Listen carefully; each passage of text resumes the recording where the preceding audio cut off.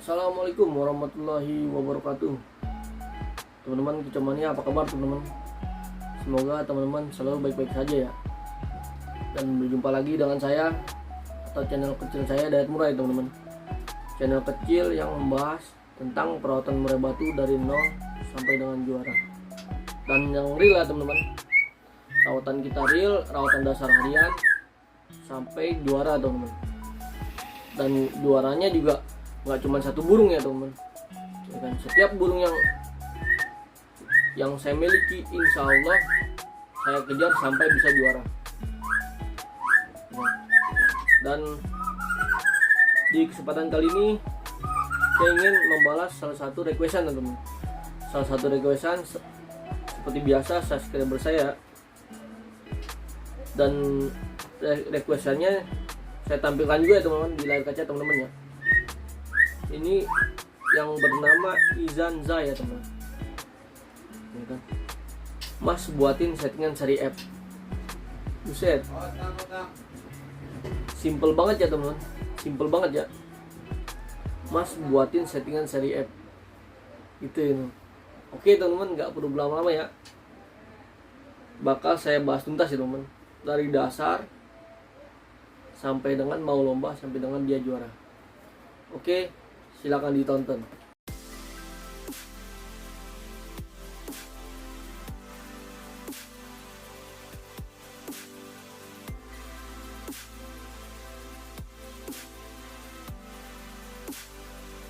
Oke teman-teman, langsung aja saya bahas di sini teman-teman. Jadi begini teman-teman ya, murai batu seri F, murai batu Nias, Bordan itu sebenarnya sama teman-teman. Tapi yang membedakan dia itu karakter teman-teman. Karakter yang saya bilang tadi ya kan. Murai batu, satu murai batu tapi berbeda karakter. Ya kan? Yang pertama karakter jinak dan karakter giras teman-teman. Ya kan? Ini dua yang hal penting ya teman-teman, yang perlu kita ketahui karena ini dasarnya teman-teman. Murai batu itu ada yang jinak dan ada yang giras. Perawatan murai batu jinak dan giras itu berbeda teman-teman. Untuk settingan, untuk pemandian itu berbeda, ya kan? Nggak sama ya kan. Nah, murai batu orang tersebut ini seri F, ya kan, yang request kepada saya. Yang perlu pertama diketahui, ya kan, itu karakter murai batunya itu jinak apa giras teman-teman, ya kan. Biasanya nih kalau murai batu seri F hutan, ya kan, itu karakternya giras teman-teman. Tapi kalau murai batu seri F ternakan itu biasanya karakter jinak dan ada yang setengah jinak ya teman-teman, gitu ya kan. Jadi kita harus kupas dasarnya dulu ya kan. Nah, barulah kita memasuki cara settingan ya kan, settingan dia. Contoh ya teman-teman, saya berikan contoh dasar. Kalau murai batu seri F dia itu jinak, biasanya jangkrik itu nggak terlalu banyak ya. Jangkrik itu paling tinggi 7, tapi dia memakai kroto, ya kan. Untuk karakter seri F itu jinak. Tapi kalau karakter seri F, murai batu seri F tersebut giras, kroto kita hilangkan teman-teman. Kita bermain kroto seminggu 2 kali aja. Itu pada saat pagi ya, pada saat pagi setelah dijemur, ya kan. Karena apa? Murai batu giras itu susah mendapatkan birahi dan emosi. Makanya saya sarankan bermain jangkrik banyak biar dia birahi dan emosinya tercukupi dulu teman-teman. Barulah kita setting di lapangan. Nah, itu dasar ya. Nah, biasanya murai batu seri F ya teman-teman, itu kuat dijemur panas ya. Biasanya itu kalau untuk yang giras. Karena saya pernah memiliki teman-teman, saya pernah memiliki murai batu seri F tapi dari hutannya itu giras teman-teman. Itu saya kejar emosi dan birahnya itu dengan settingan kenceng. Settingan kencengnya saya lakukan penjemurannya itu kenceng, jangkriknya saya kasih kenceng teman-teman, saya kasih banyak.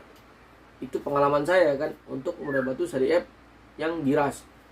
Karena dulu saya dapatkan saya beli sekitaran 4.000 ya teman. Saya beli 4 juta. Murai batu tersebut prestasinya banyak tapi giras. Nah, saya mendapatkan settingan dari orang sebelumnya itu jemurnya nggak terlalu kenceng, tapi dia nggak pernah koncer ya. Ama saya burung itu koncer teman. Jangkrik saya naikin, pemberian kroto saya kasih seminggu 2 kali, tetapi jemurnya saya kencengin, ya kan. Cuman tetap pada saat dia sudah birahi atau di lapangan dia nampar atau ngukluk di atas, itu langsung kita lakukan pemandian di sore hari. Karena settingannya kan udah kenceng. Kalau nggak kita stabilin pakai mandi malam, itu bakal jadi berantakan teman-teman. Bakal jadi hancur dan nggak bisa tampil di lapangan. Itu untuk yang murai batu giras ya kan, seri F giras maksud saya.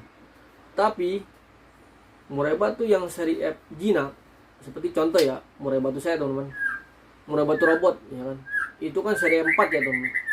Seri 4 yang prestasi ya, yang real prestasi di tangan sendiri, di tangan saya sendiri ya teman-teman.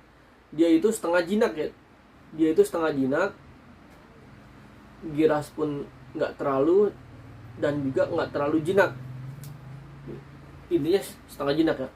Itu saya lakukan perawatan, jangkriknya itu nggak banyak teman-teman. Kalau si robot saya kasih jangkrik 5 ya kan, tapi penjemurannya dia nggak terlalu kuat ya teman-teman. Kalau si robot ini penjemurannya itu minim, sekitaran 20 atau 30 menit ya teman-teman. Nah, pemberian kroto kalau si robot ini dia maunya setiap hari teman-teman. Krotonya saya kasih setiap hari itu dalam porsi yang sedikit ya, 1 sendok teh. Karena saya sudah jajal dia memakai settingan jangkrik banyak di lapangan, itu nggak mau kerja dia teman. Di lapangan itu hanya suara monoton. Tapi pada saat dia jangkriknya sedikit memakai kroto, wah itu burung sempat konslet ya teman. Sempat ngedur di atas ya, di gantangan itu ngedur. Nah makanya settingannya saya kunci. Cuman yang murai batu robot saya ini, seri 4 saya ini saya belum berani tampilkan setiap minggu ya teman-teman. Dikarenakan apa? Settingannya saya belum mendapatkan 100%, ya kan? Karena apa? Menurut saya teman-teman, mengenali karakter murai batu itu nggak cukup seminggu 2 minggu ya, nggak cukup seminggu 2 minggu, sebulan atau 2 bulan. Itu kita harus pahami keseharian dia dulu teman-teman. Sampai dia settingannya pas, taruhlah kalau sekarang kan jangan saya mainin ya, itu masuk 1 terus jong, itu tetap saya gali terus teman-teman settingannya kan. Karakter dia maunya gimana, pemandian dia gimana, penjemuran dia gimana, tetap teman saya perhatikan sampai dia benar-benar maunya ketemu ya teman, konsisten perawatan dia maunya seperti itu, barulah saya gantangkan lagi di lapangan. Karena apa? Kalau kita paksakan murai batu yang settingannya belum ngunci, itu bakal sia-sia teman-teman. Kita pasti nggak akan juara di lapangan. Percuma misalnya kita gantang masuk nominasi 4, 5, kalau menurut saya itu bukan juara teman-teman. Itu proses masih mencari karakter murai batu tersebut. Tapi kalau murai batu tersebut setiap minggu masuk 1, 2, dan 3, itu fix settingan sudah kunci ya. Nah itu kalau menurut saya itu settingan yang pas. Pada dasarnya yang saya bilang tadi teman-teman, kita pahami dulu karakter murai batu tersebut ya kan. Mau dia seri F, murai batu dia Nias, murai batu dia Medan, Aceh, itu sama. Yang membedakan itu karakter dia, karakter jinak dan karakter giras dia teman-teman, ya kan? Karena apa? Dari karakter itu bakal ketemu settingan dia, ya kan? Bukan kita lihat wah ini burung gacor, ya, belum tentu dia di lapangan bisa jalan, bisa kerja di lapangan. Kita harus memahami dulu karakter dia seperti apa teman. Intinya teman-teman harus mengerti karakter dasar murai batu tersebut, ya kan. Burung jinak jangkriknya nggak terlalu banyak, tapi mainkan kroto. Burung giras jangkrik masih banyak, krotonya di skip seminggu 2 kali teman. Nah itu dasarnya ya kan. Tinggal teman-teman lihat lagi sendiri karakter murai batu teman-teman. Apakah murai batu teman-teman sudah mendapatkan birahi? Apakah murai batu teman-teman belum mendapatkan birahi? Nah, contoh kecil, murai batu yang sudah mendapatkan birahi, pada saat teman-teman gantang, itu biasanya suara ngukluk monoton teman-teman. Tapi dia burung full durasi, tetapi kerjanya monoton, nggak mau bongkar isian. Dan paling parahnya, murai batu tersebut nyemplung ke dasar karpet ya teman-teman. Ke dasar karpet ya. Nah itu yang terparahnya ya kan, itu birahi. Tapi kalau murai batu yang over emosi di lapangan, itu dia nampar jeruji, selalu bongkar materi. Tapi kerjanya itu nggak anteng ya, dia nampar kanan kiri seperti mau menerkam lawan. Itu fix murai batu teman-teman over emosi ya kan. Di vlog saya sebelumnya saya udah jawakan ya ke teman-teman semua, perawatan murai birahi dan perawatan murai batu emosi. Silakan ditonton aja teman-teman, di scroll ke bawah ya, gitu kan. Dan untuk saudara Izanza, itu dia ya kan, intinya pemahaman karakter. Yang terpenting, kita beli murai batu itu kalau bisa dari nol teman-teman, karena kita pelajari dasar dia ya kan. Pasti kalau kita sudah memahami karakter murai batu, nah teman-teman mau memegang murai batu sesusah apapun, insya Allah bisa teman-teman. Beda dengan bos-bos ya. Kalau bos-bos kan kadang-kadang dia membeli murai batu jadi tinggal nerusin rawatan. Nah itu bakal ketemu settingannya teman-teman.